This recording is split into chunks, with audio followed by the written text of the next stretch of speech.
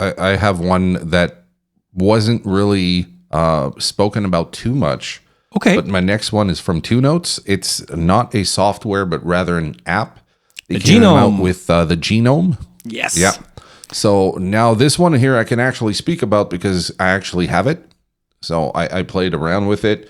If you're a user of either the Wall of Sound or you have some of their hardware, you can get it for free.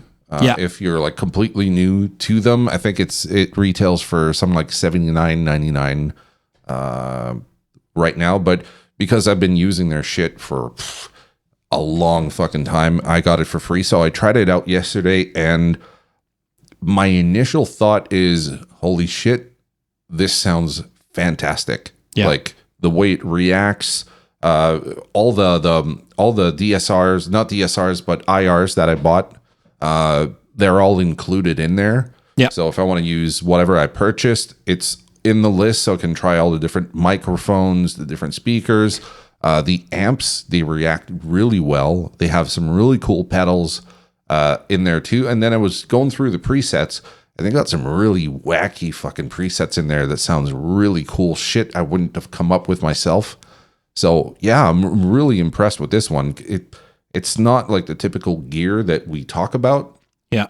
But because we're talking about more modern stuff, this one here for the price point, man, is super competitive.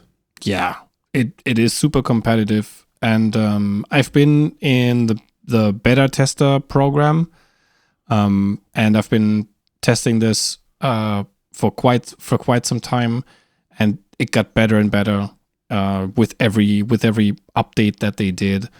I love the interface. The interface is very straightforward.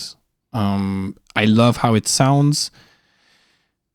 Man, it's Two Notes. Two Notes is one of my favorite companies in the world. I mean, I've been using Two Note stuff for 15 years now. I've used different of their hardware units. Yeah. I've used the Wall of Sound, software for everything that I needed to do in post. So it's just great stuff. These guys are really, really clever, and 80 euros is nothing. It's absolutely nothing. It's for everything you're getting, but it's not just what you're getting, but it's the quality of what you're getting. The interface is super well thought out. Like I've the original Wall of Sound, like I got used to it, but I remember when I initially got it, I was a bit confused as to how to navigate it. Yeah. It felt like they were trying to give a lot of options. And here it's like they're giving you the options, but they streamlined everything where you're not going to get confused by the UI. Like you can just go in, you click on what you need, and you're there. There's no like hidden parameters or stuff like that. It's very user intuitive. And like I said, it's one thing to have a cool interface and cool options, but what does it sound like? And to me, this is a big step up from when I was using different VSTs back in the past before I actually could afford to buy some tube amps again. When you have kids sometimes, and it's like you're starting your family, you have to sell a bunch of shit just to buy diapers and stuff. Exactly. So you end up going down the VST route. And this here, like I said, I'm going to have to play it some more, but the amp choice are really smart. They're just like the classic stuff you want to go for. Yeah. I tried it out with the bass too, because they have a section for bass. Yes. The bass stuff sounds really killer. I love that this one, this one's called Foxy. Yeah, the Foxy. And actually sounds very much like a Vox, which I was expecting, but was really surprised because, like I said, that's all I pretty much play. Like 90% of the time I'm playing a Vox. So whenever I have a software, I'm going to be really fucking picky with them. And I think they nailed it. Like it's reacting the way you expect it. And they didn't do like the typical, like, we're going to make it sound like a turd. Sometimes you play software that are based on Vox and they sound boxy. Like the mids just suck. And it doesn't sound like the real thing. It sounds really cheap. This one here, they didn't do that. Like they really did their homework on that. So I figure if they did their homework on a amplifier that's really hard to emulate, the other ones they probably knocked out of the park too. And as you're showing right now, the pedals look awesome. And I like the name of this one, the Clonatar. The Raunchmaker. Raunchmaker. Vermin, which is typical, rat. And it does react like a rat too. Like I have a Proco rat, and it does it gets like really harsh. So you have to use the tone to put it in. That EQ is actually really powerful. I was really surprised at that. Like I was playing. Okay. Yeah, it's really powerful EQ. It really does shape your tone.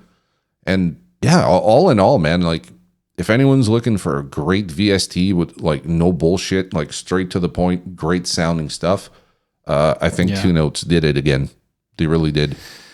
Definitely comes with an IR loader, featuring capacity for 2 static IRs per component instance, and loads everything: mono, stereo, WAV, AIFF, and TUR files. That's the two Notes files.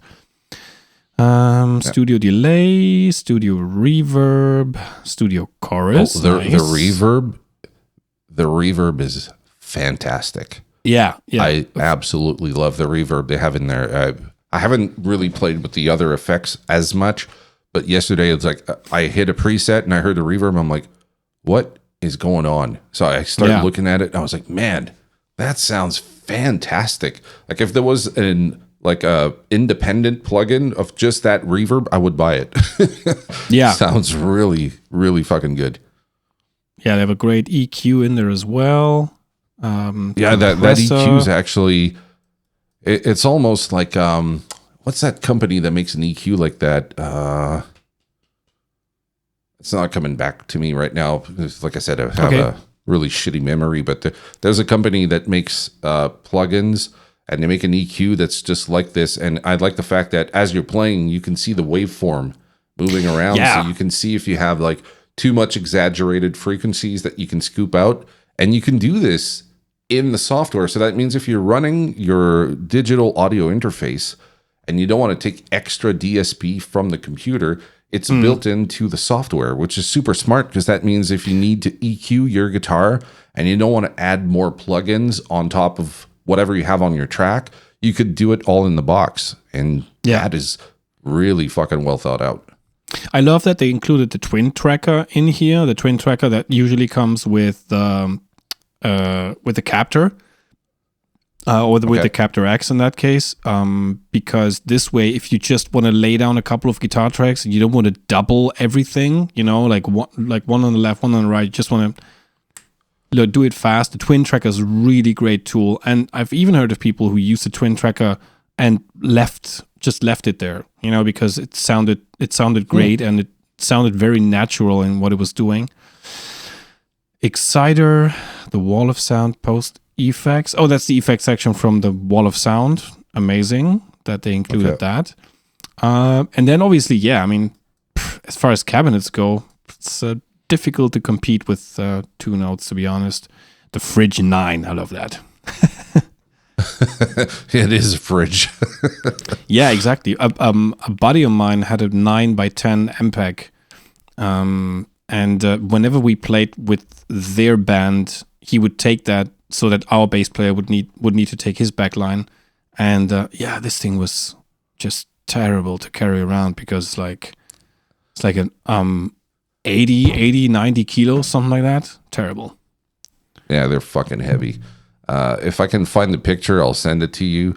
Yeah. Back in the early 90s, I was playing a lot. Like I was a teenager, but I was playing weddings and stuff like that. And my father had a music store, and we had the big Ampeg cabinet. Mm-hmm. And at some point, like where my dad's music store was, and this is just like a blurb about like Ampeg here, it has nothing to do with NAMM, but just fun little story. So my dad had a music store right in front of a pub, and this pub here was called Earthquake Annie's in Chilliwack.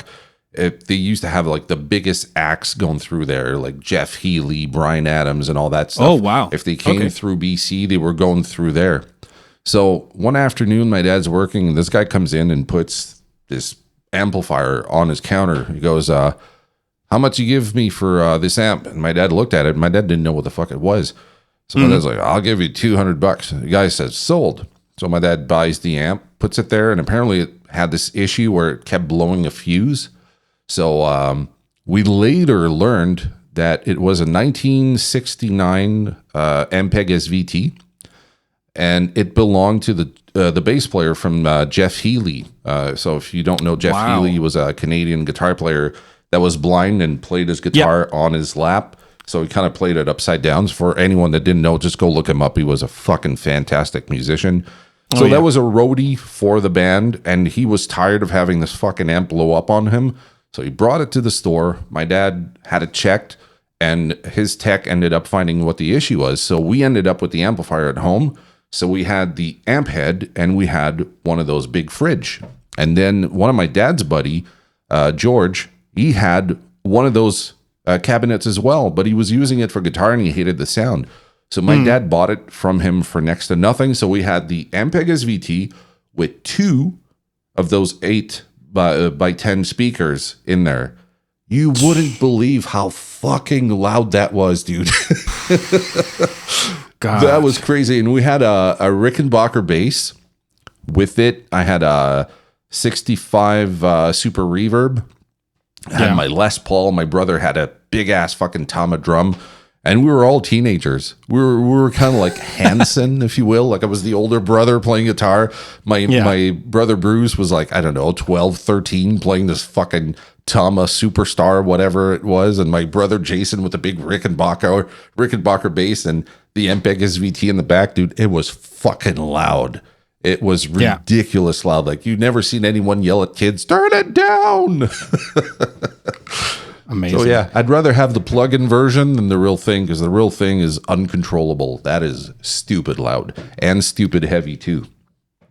Yeah, that's the thing. I think my heaviest experience with like these Ampeg fridges was I saw King Zach's live in 2000 at a festival nearby my hometown, and Dark Panic was playing an Ampeg SVT, and that fed into 2 8x10 cabinets.